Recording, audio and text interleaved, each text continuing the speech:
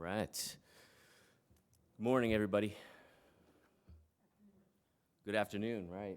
Sorry. Yep, good afternoon. Missed by a couple minutes, but we're here. So thank you all for being here today. Appreciate it. I'm Tim Kubrick with Labor Relations, and we have a lot more people at the table this time than last time. So I think we could start with a round of introductions. If you could start. Gordon Longhofer, CTA Vice President, Math Teacher, Pahokee Middle High School. Theo Harris, Executive Director, CTA. Justin Katz, CTA President.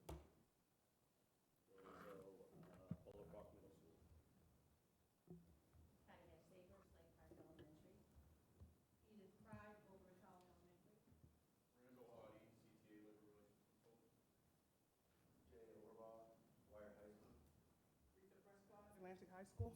Hazel McFarland, Boynton Beach High School. Jeff Levinson, John I. Leonard High School. Heather Frederick, Chief Financial Officer.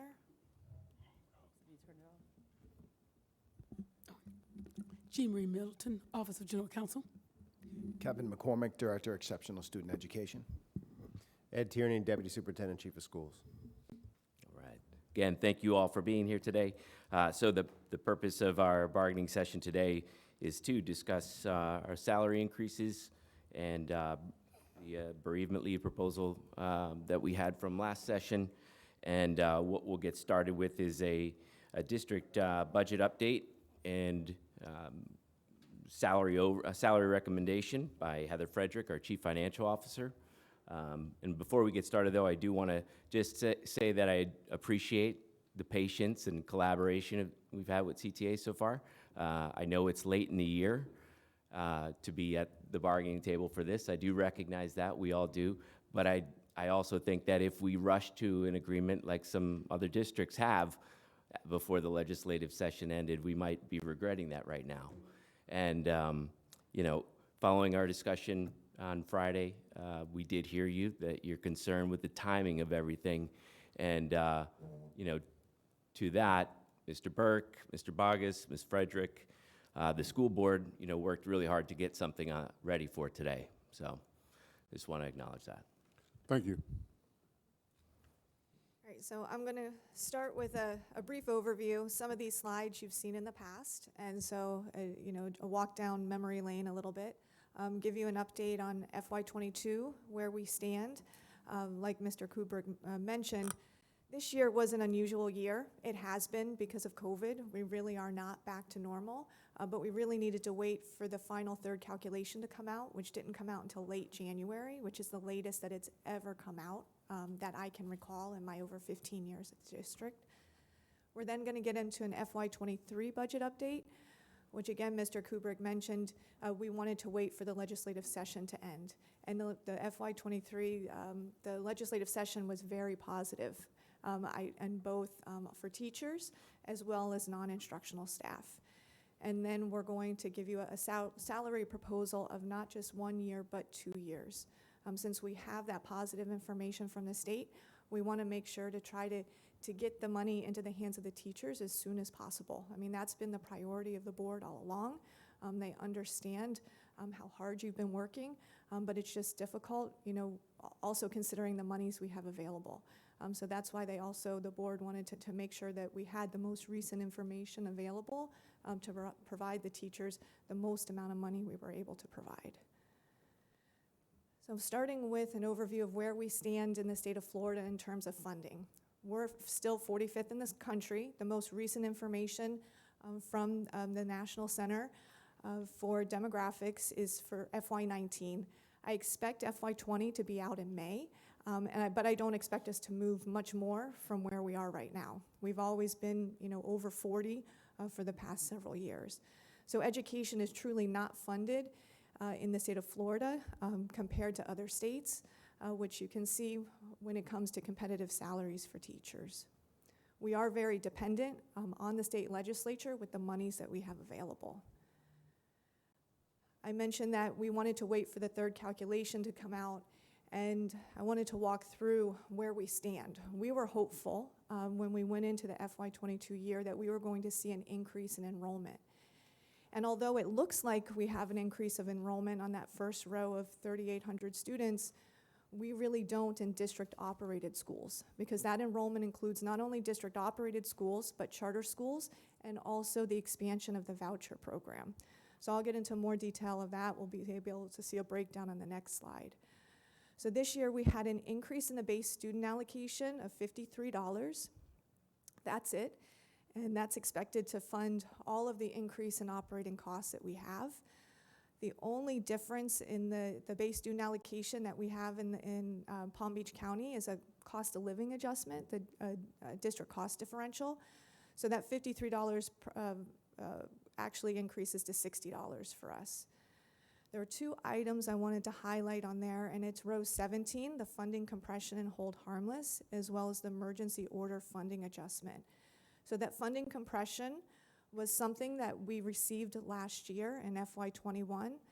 We thought it was unlikely we were going to be eligible to receive those funds again this year, and so we set those monies aside as one-time monies, and we were right that we did not receive that $9 million this year. The emergency order funding adjustment, that was what we received in FY21 when we had that big drop of enrollment from FY20 after COVID. And what the state did is the state used their federal dollars and they held us harmless. So even though we had a reduction of over 6,000 students, they kept our funding equal. And our district was very proactive, and we made significant reductions going into the FY21 school year, where we made reductions in departments of over $12 million. We also started to align the school staffing based on enrollment. We didn't align it 100% because we had hopes that we were going to see enrollment rebound. Unfortunately, that didn't happen, but we did reduce the staffing by 50% of what it should have been aligned to in FY21. So we had the savings from the staffing adjustments that we made, as well as the additional money from the state keeping our revenue constant. So what that means is that we had a lot of one-time money. Our fund balance went up a lot. When you look at going into FY21, our ending fund balance in FY21 went up over $100 million. And that's why, because of all these different funds, one-time revenue streams that we received. So in looking at, there was also on row 26, there was a change in the class size reduction categorical, where the state adjusted the funding formula slightly, so we had a significant reduction there. We did have an increase in the tax roll, which is row 30, but our increase in revenue does not align to our increase in what the property taxes are. Mr. Burke, Superintendent Burke, you've heard his presentation several times, that if we were in a county, municipality, whatever their tax rate is, if they see an increase in property values of 7%, they're going to see an increase in their revenue of 7%. Our revenue is dictated by the state legislature. And so with equalized funding in the state of Florida, if we have an increase of 7% or 5% in our property values, we're just going to receive less in state funding so that we get whatever the state tells us we're going to receive. And looking at the total funding available, it was a reduction of $36 million. So it was actually a reduction in the unweighted FTE of $360 or 4%.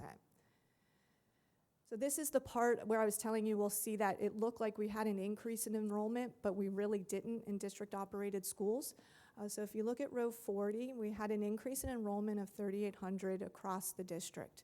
But we actually had a reduction in district-operated schools in enrollment of about 30. So we were able to stay constant with that drop of over 6,000 students that we had pre-COVID. Our charter schools had a slight increase of 600, but that growth was really in the voucher program of over 3,000 students. So that was a significant increase in the amount we had to pass through, or the amount, it doesn't physically go through our district, but it is included in the district revenue when you look at those the revenue sheets from the Department of Education.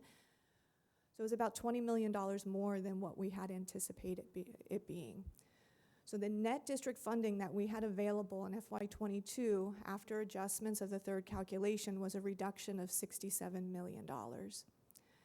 If you don't take into account the funding order, that emergency funding order where the state held us constant in FY21, if you kind of just take that away, because we knew that we weren't going to get that this year anyway, so if you kind of take that money out of the equation, we still had a reduction of 1.39% in our funding year over year. So now we're going to take that reduction of $67 million and say, well, how were we even able to make it this year? How were we able to balance our budget? So starting with the $67 million, I took out the state hold harmless because they said that's just one-time money, so let's take that out. Let's take out that funding compression because we also set aside that money knowing that we weren't going to receive it this year. So we were really facing a $16 million loss in revenue. So that $16 million loss in revenue was also compounded by the legislature because they said we needed to increase our Florida retirement system rates. We in Palm Beach County don't get to decide whether we're going to increase the rates. The legislature mandates that. So we had an increase, state legislated mandated increase in FRS of 0.08%, which equates to $8 million. We also had an increase in our FPL rates that were effective January 1st. And you might have also seen that in your own bills. So the annualized impact of that rate increase for the school district is $6 million. So for half a year is $3 million. So that's $16 million. We have to go back up. We're now up to $29 million. But we did have some savings. So we did have school-based staff that we were maintaining that were still over and above the allocation. We were able to utilize our federal ESSER dollars, even the ARP dollars, in order to fund that additional staffing of $13.6 million. And then also, which I'm sure that you all have been impacted by this, we've had an increase in vacancies in teachers. And that increase in vacancies is not just for teaching staff, but it's all staff across the district. And so we've had some additional savings from vacancies of $11.7 million. And then we've also been able to utilize the ESSER dollars to fund our summer school program. And so that is something that normally we would have funded in the general fund, our operating dollars, that we've been able to utilize ESSER dollars. So once you take all that into consideration, we're basically at a break even, not considering the amount of the Florida Department of Education teacher compensation program increase of $2.7 million. It's $3.1 million after the adjustment of the third calculation, but there's a portion of that needs to be passed through to charter schools. So the amount available for teachers and recurring funds would be $2.7 million. Now, this does not include the increase in our fund balance of $100 million that we had in FY21, of all those one-time funds that were accumulated, like the state hold harmless, like the funding compression, and the savings we were able to generate by shifting recurring expenses into those ESSER dollars. So this is a breakout of our fund balance and what our fund balance looks like. And you have to, when you look at fund balance, it's broken out into 4 categories. And those four categories are non-spendable, which is the blue, and non-spendable are things that have already been spent, so that's why you can't spend them again, but they're sitting in inventory, like fuel or textbooks. So we've already purchased them, but we haven't used them yet, so they haven't been expended. So that's what that non-spendable category is. And so we had an increase in that what was considered non-spendable. We had a pretty significant increase in restricted. And the restricted category is anything that's mandated by somebody outside of the school district, so the state legislature. So that would be your AP dollars that you have at the school and industry certifications that you have at the school. We're required and mandated to carry those over, allocate those funds to the school, 80% of them, and allow the schools to carry those funds over from year to year. We've been seeing a significant increase in those restricted categoricals because there's so much other federal dollars available that the schools are using those other federal dollars for a lot of the initiatives, and then they're able to carry over more of these dollars at the school sites from year to year. And then the increase in the assigned function, I mean, that's going to be your purchase orders, after school activities. Other areas that are set aside at the discretion of the school board. And then our unassigned, that's our board contingency, the 3% of our board contingency that we're required to keep by state, not state statute, but we are required to keep an amount set aside by state statute, but that's the 3% that's set aside through our board policy. And so we've had a significant increase in FY21 as a result of all of those one-time monies that I mentioned that we had, and able to shift the recurring costs over into those federal dollars we received. We were able to shift bus driver salaries, bus attendant salaries, the salaries of after-school workers that we paid for and continue to pay even though schools were shut down. And so those were recurring costs we were able to put into federal dollars that then created one-time savings that we were able to accumulate. And so that's how we were able to increase our fund balance by $100 million. So there's always a risk when you have one-time funds, and just being very careful when you use those one-time funds. This is a chart that I know that we've presented before, but it really helps to outline what can happen when your budget is not structurally balanced, meaning that you spend more money than what you actually take in. And it's best highlighted by Hillsborough County School District. So Hillsborough County School District is that purple line up at the top there, and they at one point back in 2007-08 had the highest fund balance in the state of Florida.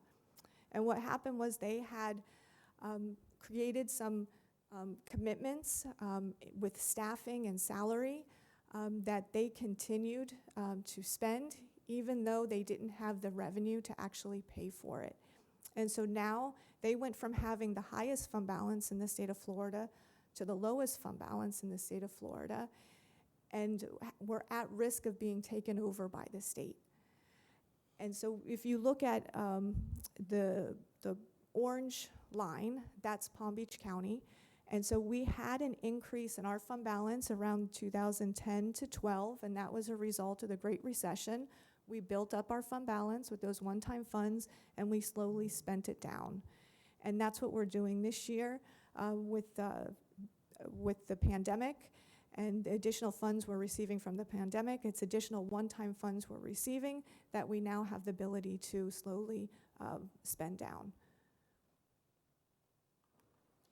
The Florida Department of Education is also concerned with the funding cliff that's going to be created by those federal ESSER dollars. So our district is receiving over approximately $600 million in federal funds, and those federal funds will be spent by June 30th of 2024. They go away. And so there was a communication that was sent out by the Florida Department of Education in February, just about a month ago, where they were reviewing our plans that we had submitted, not just Palm Beach County, but the plans submitted throughout the state. And they were very concerned by the trend of seeing recurring expenses put into these federal dollars, because what it's doing is creating a funding cliff, because those funds are going to go away, and at some point you need to bring them back into your operating fund in order to pay for them. So I just wanted to highlight some of the items that we have within the ESSER dollars that were not recurring prior to COVID, but are a result of COVID. So our health claims have gone up significantly because of COVID. We were having discussions with our actuary just last week, and what our projection was is that we would start to see a decline in those health claims. The actuary, based on his communications with other entities, they're concerned that we're going to see not only them stay the same, but also start to increase. So we've been able to take COVID health claims and those health claims related to COVID and move those over to the ESSER funds. Well, as soon as ESSER goes away, we don't have the ability to do that anymore. We expanded our summer school program. We doubled the size of that, so that is being funded by ESSER. We've had just an increase in supplies at the school sites, buying wipes at the schools for cleanings, by the 360 machines and all the detergent that goes along with the 360 machines. All the supplies, an increase in supplies, that those supplies are not all going to go away. We added the 24/7 tutoring program. That was a new initiative, and whether that's something that's going to continue. We expanded co-located service providers to more of the schools. The HEPA air filters that we have at the school sites, it costs almost $3 million a year to replace those filters on an annual basis. The health screening tests, just those items add up to $32 million. I highlighted this earlier, enrollment. Enrollment is a significant challenge. You can start, the blue bar on the bottom, that's district-operated schools. The orange are charter schools. The gray is McKay, which has remained relatively consistent. And the yellow is the Family Empowerment Scholarship or the voucher program. You can see how significant the increase in that voucher program was year over year, from 21 to 22, from 20 to 22. It's been exponential. And so it is very possible that these voucher programs are going to very soon outpace the enrollment in charter schools. So that could have a significant impact on district-operated schools. So our enrollment in district-operated schools dropped 6,587 students between FY20 and 21. And then we had then another decline, which we were hoping that we would see an increase this year, but we had a slight decline of about 33 students into 2022. Over that same period, we saw growth in vouchers of over 4,000 students. So our fund balance for FY22 is expected to increase slightly, so that means we're at a break even. It looks like our expenses are in line. What we're spending is in line with what we're bringing in revenue-wise. But we are going to see, I do anticipate a slight increase in those restricted categoricals because the schools continue to utilize those federal funds in order to fund different initiatives. And so we're going to see an increase in the amount that those schools are carrying over. And then also we were able to move our textbook adoptions into the ESSER funds. So we're going to see an increase in the restricted categorical that DOE has for textbook adoptions. The recurring increase that we have available in the FY22 budget is $2.3 million. The salary settlements across the state have been reflected in that they're in the same boat that we've been in. They have a lot of one-time funds available, and they don't have much available in recurring funds. So in looking at the settlements so far, you can look at the Urban 7, and you can see that for the recurring settlements, the highest is Broward County Schools at, I guess, an average of about 1.2. Miami-Dade Schools, average of about 1.6%, 1.7%. In looking at Hillsborough, Duval, Orange County Schools, really nothing in the terms of a recurring increase. Looking at the supplements or one-time bonuses, they range from none. So Duval County Schools had nothing, no recurring increase, no supplements. So ranging from none to Orange County Schools is the highest at $2,500, a one-time supplement. And they did have an additional, and I would need Tim to clarify what the longevity piece of that was. And looking at other districts, so the Urban 7s are the ones that we're always compared to. There's a group of us, and those are going to be the same ones that were on that fund balance chart that had all the different lines on it. That's the same group of districts that we're compared to. This is a summary of all the other school districts, and you can see they're somewhat similar, ranging from no one-time supplements up to the highest of 2,000 for the other districts. and then some minimal recurring increases, with some of those recurring increases most likely tied to those districts having an increase in enrollment. So we've had, I know this is a chart that you've also seen. Something that I added in is on the very last column, the change in enrollment. We've been very fortunate to have 6 years of salary increases.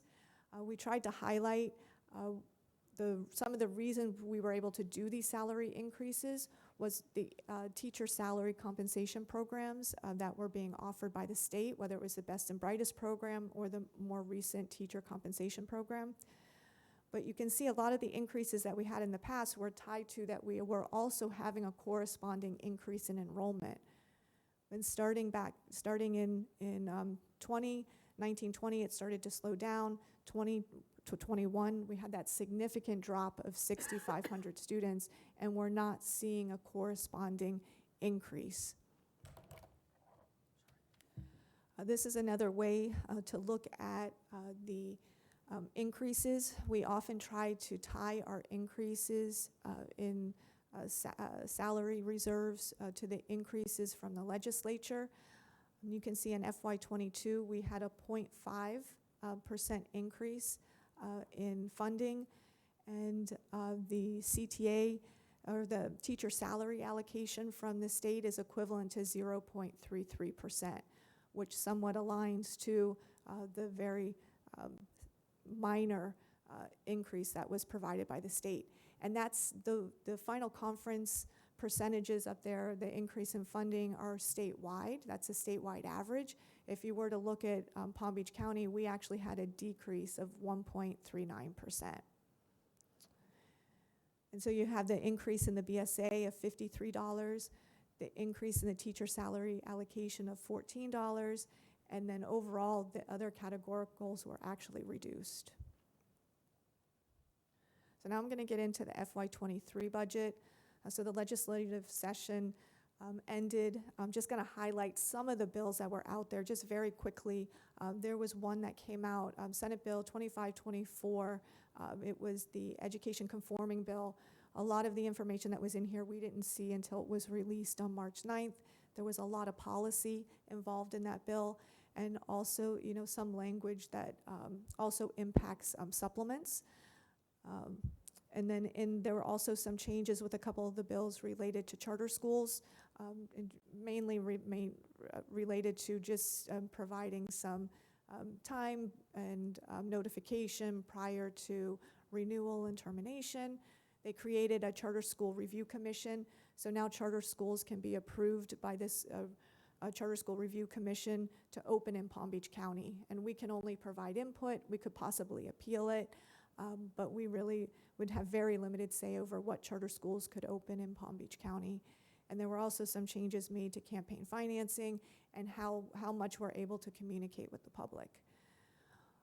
But the most positive part of the legislative session was the education budget.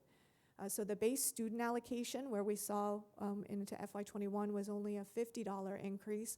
The increase in the base student allocation was $214. But what was included in there was that we are also required to use that increase in the base student allocation to raise our minimum salaries to $15 per hour for all the workers within Palm Beach County by October 1st. There was some concern about an amendment put forward for putting parents first, where we thought that we were potentially one of 12 districts to have be penalized for wearing masks in our district. So it was $200 million was going to be taken away from 12 districts and then reallocated back to the 55 other districts. It was not actually put within the FEFP program. They ended up setting it up, the legislature ended up setting up $200 million in the school recognition program, but they're now saying that the 12 districts that had masks are not eligible for those funds. So it's not going to show as a reduction to FEFP, but there also won't be a benefit to any of the teachers in high-performing schools to be able to access those funds. There was an increase in the teacher compensation categorical of $250 million, which last year it was only $50 million. So this year the increase is $250 million. And then there was also an increase in the FRS of 1%, whereas last year it was 0.8%. So now it's an increase of 1%, and that's an impact of $10 million in our district. The cost of increasing to $15 per hour in the general fund is $12.1 million. We broke it out by the different bargaining groups for you to get an idea. There's also a significant impact that there's going to be in the grant funds, primarily school food service, for the school food service workers. In looking at the budget in more detail, we are anticipating again to have an increase in enrollment of 3,800 students. But like I mentioned before, that includes charter schools as well as voucher schools. So the increase in the district-operated schools is only about 350 students. The increase in the base student allocation is $214. Applying that district cost differential, it's $230 in Palm Beach County. And you can see that increase in the teacher compensation program is $16.6 million. Once we take into consideration the pass-through to charter schools, it's $14.7 million. And when we're looking at what the cost of a 1% raise is, or what that's equivalent to for CTA, that's $8.1 million. So it's a little, it's almost a 2% increase. In looking at our increase in, you can see the increase in district-operated schools of 360 students, increase in charter schools could be around 1,000, but looking at a much more significant increase in the voucher program of 2,400. We did ask for more of an increase in the voucher program. We were denied by the state. They did increase it slightly higher than what they originally projected, but there is a potential, if you look at the trends, that we had a pretty significant increase the past couple years, and the question is that going to continue at that pace? And then in looking at the Palm Beach County tax roll, our increase in taxes in property taxes is 7.42%. So a pretty significant increase year over year. So our increase in our net district funding is $68 million. But I first wanted to go back to the base student allocation. So we have that increase of $230 in the base student allocation, but we're going to have to increase all the pay to $15 per hour. So that equates to $74 per student. We also have, even though we have very limited enrollment growth of 350 students, we have a significant increase in the number of students identified as ESE and ESOL. So it wasn't that the students were not being serviced, they were being serviced, but those staff were being funded out of the ESSER funds, the federal ESSER funds. So now that those students have been identified, we'll be moving that staffing back into the operating fund. So that's an impact of $42. The impact of the enrollment growth of the 360 students, plus the new school, the new elementary school, Blue Lake, that's opening, the additional administrative staff associated with that school is $8.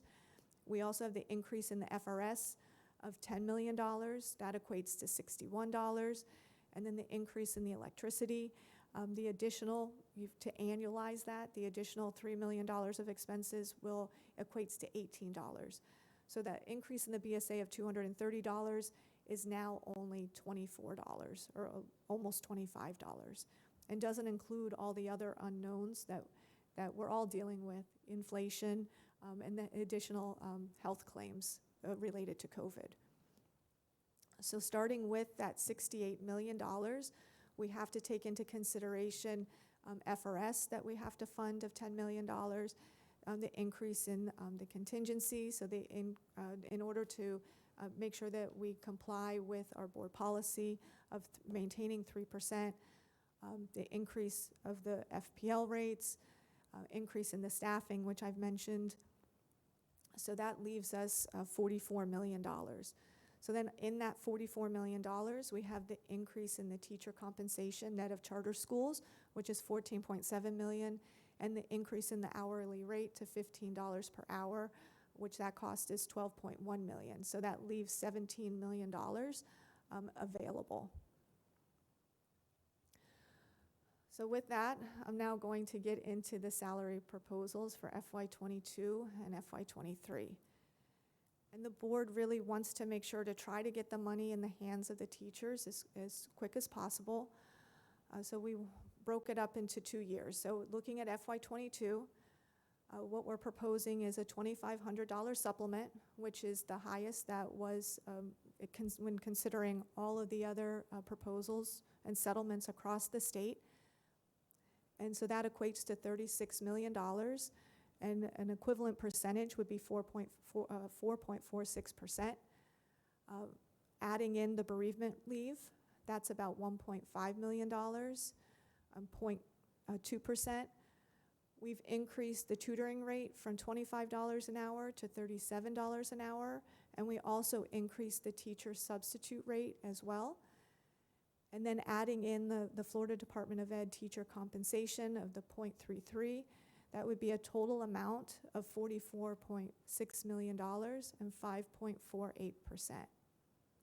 And then looking at the funding that's available in FY23, we have the Florida Teacher Compensation Program, that's $14.7 million, that's 1.8%. And then in order to get that up to 3%, the district would contribute $9.7 million for 1.2%. So that would be a recurring of 3% starting on July 1st. And this is another chart that you've seen in the past, which breaks out the final conference, the amount of increase in funding that we're receiving at the state level, and then aligning that with the increases that are received. And you can see in FY14, there was a significant increase in teacher pay of 4%, and that was tied to the teacher compensation program at the time in FY14. So again, we have FY21, the increase of 4.8%, 3% of that being the teacher compensation program that was implemented in FY21. In FY22, you can see that the additional increase in the teacher compensation program represents the 0.33. And then the $2,500 one-time supplement that would be FRS eligible is equivalent to 4.46% of an increase. There was also the amount that the governor of the emergency disaster pay that the governor allocated of 1.64%. So the total with everything would be 7.12, including the amount of that was paid out by the governor. And then in looking at FY23, the final conference is almost a 5% increase, but that 5% increase includes increasing that minimum hourly rate to $15 per hour. So you have to take that out, as well as the increase, that significant increase in FRS. But we have the increase in the teacher compensation program of 1.8%, and the additional amount that the district would be adding in of 1.2%, so 3% recurring. So we were really trying, since we are so late in the year, by giving that, utilizing those one-time funds that we have available to get the money to the teachers as quick as possible, prior to the end of school.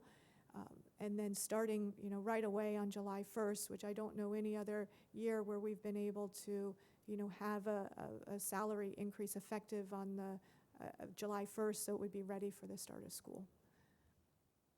So that is our salary proposal. Heather, I just want to say thank you for putting all that together. I know it's a lot of work, and we really appreciate you presenting that today. So I agree, thank you. I have one question. So the projected 7% increase in compensation for fiscal year 22 actually only amounts to a 1% reoccurring increase when you back out the non-reoccurring components. That is correct. Okay. Thank you. Because we wanted to try to utilize the amount of funds that we have available, those one-time funds that were available from the hold harmless, from the funding compression, from those savings we were able to generate by taking salaries and pushing them into those ESSER funds, and try to give a large dollar amount, looking at all the settlements across the state and match the highest one-time settlement that there was across the state.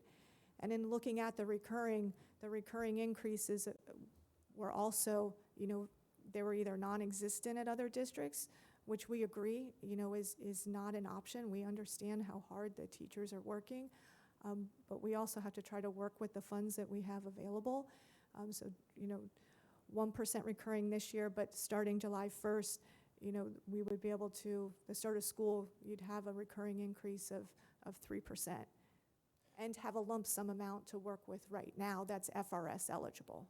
So in spite of the fact that the state funds for fiscal year '23 are the highest they've been in probably 20 years, the raise offer on the table for next year is less than each of the previous 4 years' worth of individual raise settlements?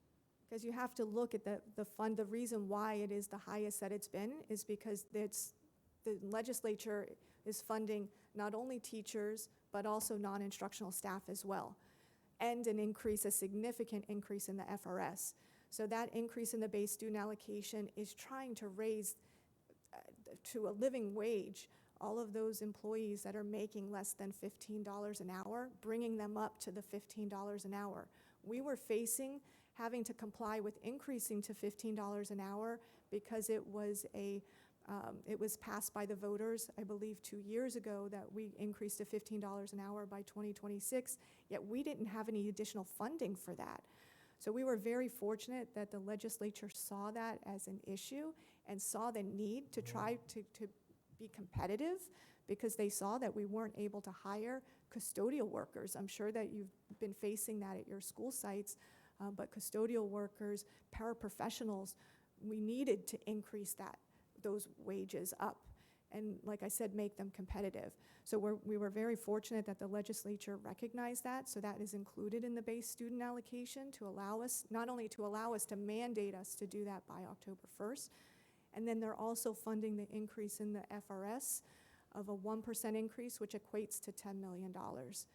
And then in addition to that, they did also recognize teachers as well with that increase in the teacher compensation categorical of $250 million. So they were recognizing the efforts of both the instructional staff as well as the non-instructional staff.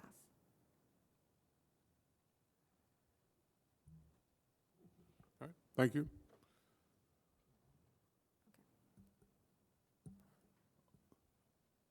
In terms of our moving forward, I guess you're waiting for us to move at this point? Yes, if you have any further discussion or questions, Go ahead. anything else? Can we get the slideshow sent to us, please, to President, Mr. Harris, myself, Mr. Oddie?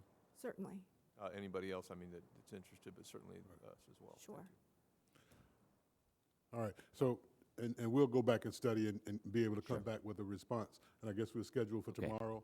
Yes, we do still have tomorrow's session scheduled for 12 o'clock, so we will return So then. we have some time to work between now and then to see, come back with a formidable response.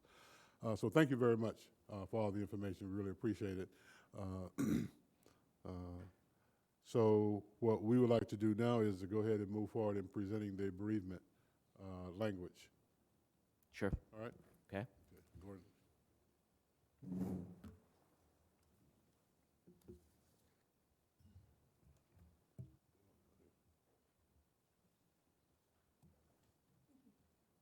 Thank you.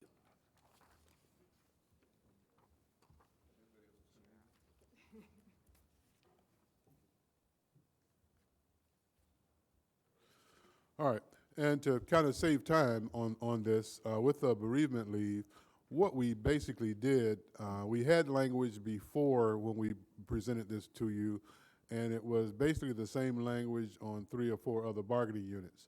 Then we went back and looked at current bargaining units' bereavement leave language, and we felt that the bereavement leave language with the PBA made the most sense for us at this point, because during the time we presented our previous language, there were some other questions that were asked about how we were going to move in areas of responsibility as it relates to bereavement leave in terms of requirements from supervisors and that kind of thing.